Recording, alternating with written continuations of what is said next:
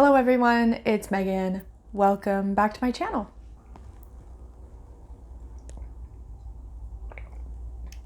Candle magic is an integral part of my own personal witchcraft practice, but also the witchcraft practices of many other witches out there. And there are so many different ways that you can do candle magic. It's very versatile. And today I want to talk about dressing candles for your candle magic. If you're interested in me doing a sort of 101 intro to candle magic video, let me know in the comments below and I'll see what I can do.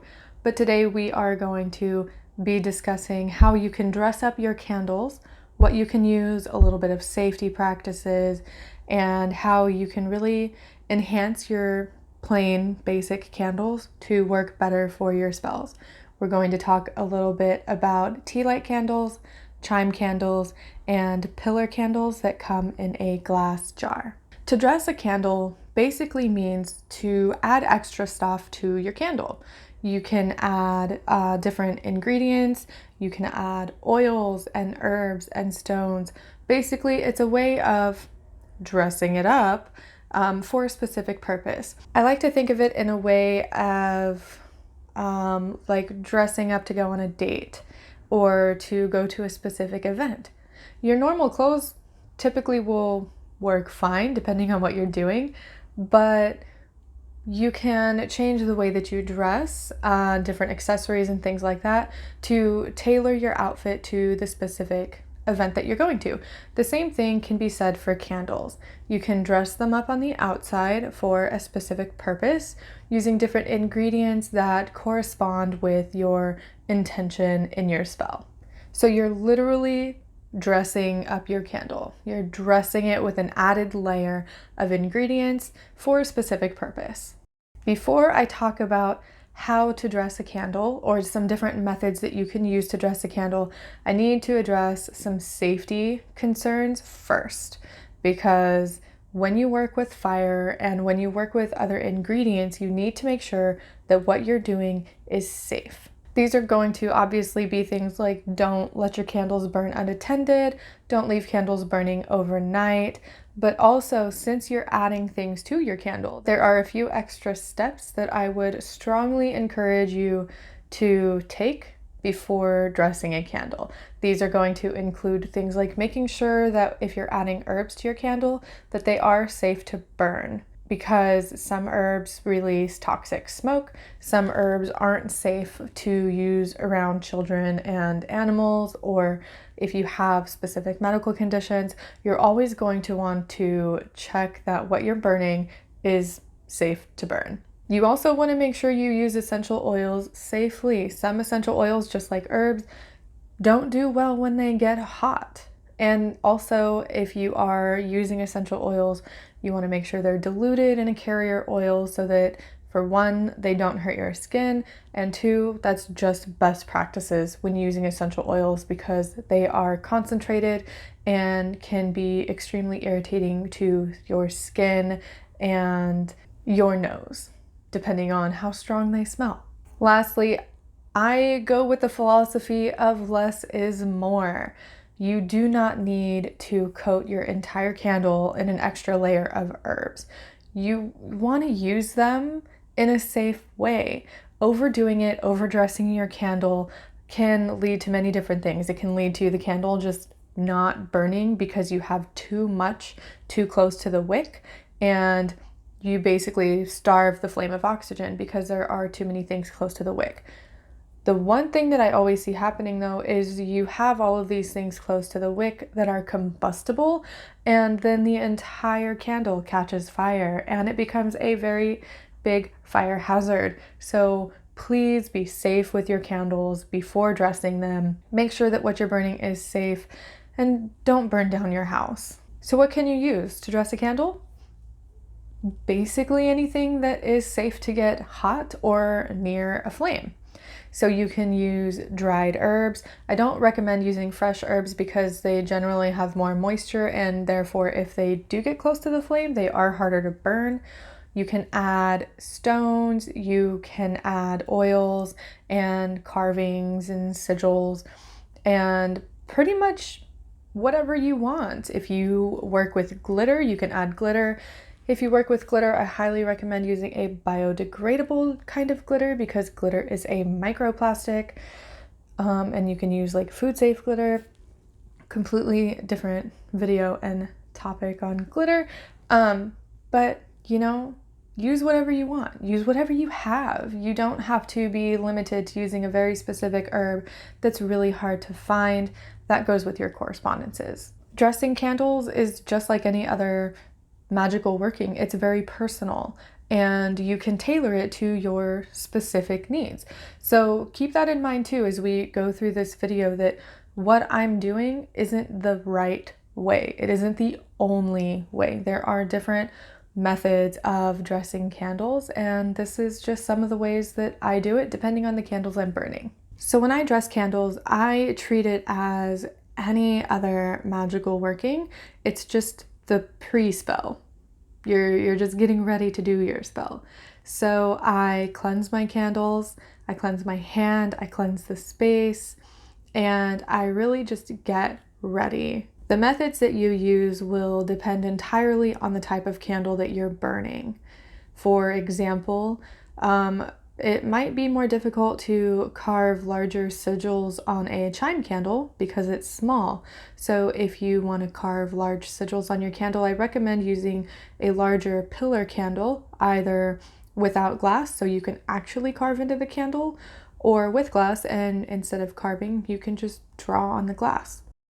I want to talk about dressing tea lights first because tea lights are small and versatile, and I don't actually see a lot of people dressing their tea light candles for their work because they're so small. But there are different things that you can do to make it work for you. You can take a spell oil and drip it around the outer edge of the candle. If you can get your tea light out of its little aluminum container, you can actually rub oil all over it. You can put herbs on the outside, on the outer edge, and you can even poke holes and pour oil in it or add stones. I didn't do it in this video, but I recommend getting the wax hot first before putting your herbs. That way they stick to the place that you put them and don't gravitate toward the center of the candle until all the wax is melted. I find that to be generally safer when dressing tea light candles. Now, my favorite type of candle to dress is a chime candle, just because it's so small and cute without being too small and too cute and just generally hard to work with. What I like to do with my chime candles is, if I am in the mood, I'll carve some sort of sigil or symbol on the side of it, and then dress it with an oil. In this clip here, I'm using a pre-made oil that I have that's a combination of a carrier oil and different essential oils that I had already made for specific purposes. So you can rub the chime candle in oil and then cover it in herbs. When you burn chime candles and when you dress chime candles like this with herbs on the outside, you need to make sure your chime candle has a stable base and plenty of room to burn, because some of these herbs can catch fire and become a fire hazard if you're not paying attention. You know what else you can dress like this, but probably not with as many herbs as the chime candle? Birthday candles. If you are in a bind and you need to do candle magic quick, but you still want to dress your candle with an oil or something, use a birthday candle. They burn quickly, they're small, and they're easy to use and easy to get your hands on. Now, the last type of candle I want to talk about is a pillar candle. I have two behind me here in this video. One is in glass. The other one is here almost already all the way burned down. I dressed this candle on the blue moon of 2020, and it serves a very specific purpose.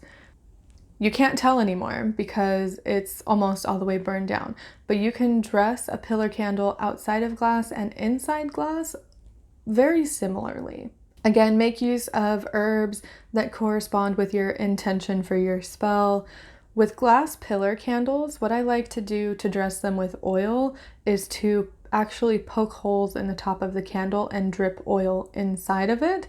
That way it doesn't end up with a pool of oil on the top, because again, that's a fire hazard.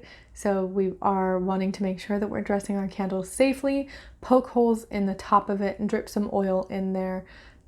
Less is more. Just use a couple drops each. Put herbs on top, write, draw sigils and symbols on the outside of the glass, and use it any way that you would use any other spell candle. Now, with larger pillar candles that don't have glass, I don't recommend dressing the outside of them in oil if they don't have glass around them or you're not putting them in any other container, just because it gets messy and you might end up with oil everywhere. You can still, again, poke holes in the candle and put a couple drops of oil in it. That is generally safe to do so in my experience. What you can do, and what I did with this particular candle, is I carved sigils on the outside of it and mixed up a combination of herbs with a little bit of oil and rubbed it all over just so the herbs would stick into the carvings that I did. That seemed to work very well for me, and so far I haven't had any issues burning this candle and doing so safely. Lastly, I just want to say that there's really no limit to how you can dress a candle. Dress it with what you have. If you don't know what herbs correspond with your intentions, I have some sources for that. I will link them in the description below. Please make sure that you dress your candles safely. Don't overdo it. I know having beautifully overdressed candles is aesthetically pleasing, but it's not practical and it's not always safe. So be safe, have fun dressing your candles. I find that when working closely with candles like this and really adding to the energy of the candle, you know, you've already picked out the color of your candle, if it has a fragrance, the size, what kind of candle it is. Adding this extra layer, literally, as you dress your candle, can add to the energy of your spell, especially when you do it with purpose and you give each of these ingredients a job. So go forth, have fun dressing your candles, be safe, and I will see you in my next video.